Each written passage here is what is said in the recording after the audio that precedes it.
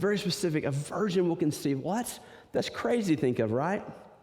Even with science today, that's crazy for us to think of all the ways we try to manipulate science and different things, some for good, some for bad. It's kind of a crazy thought a virgin would conceive. Let's look at here again in our timeline. As you can look up here, we see Isaiah, and we're also going to see Micah here in a minute. About 700 BC, about 700 BC, we see this prophecy coming forth from Isaiah about a virgin birth that's going to take place. Something miraculous, something never seen before, but also witnessed, again, not from a Greek god or an Aztec god that no one actually saw, but from a woman they actually knew, from someone they had genealogy of, someone that they could look back to and say, yeah, that's true, and then have a husband who said, yeah, I get it, I don't get it either, but it happened.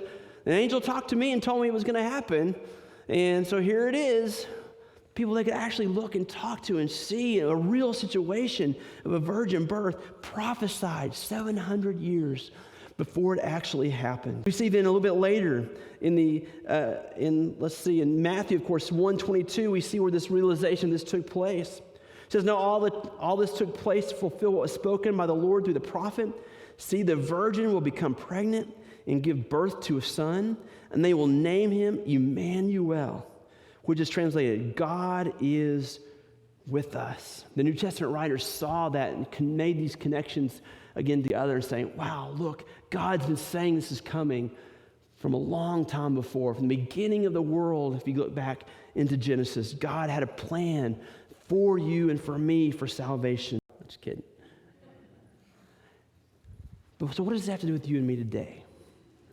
Where does this hit us today? Well, I think there's several things in here that give me hope, that give me excitement, even for my own life, right? Or the life for my kids, the life for my friends and my church family, our family, right? That's why some people call it family, right?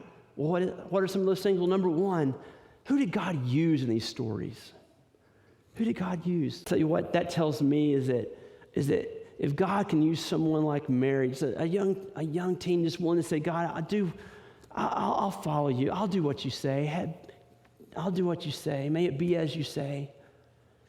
Then, man, if God can also use my obedience for his good, for his glory around this world and around this town, God can use you in your story in this place for his work and for his kingdom's glory in this town, and also for your own good.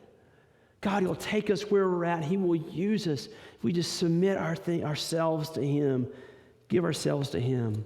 So often God uses the overlooked, the underprivileged, the ones others have rejected.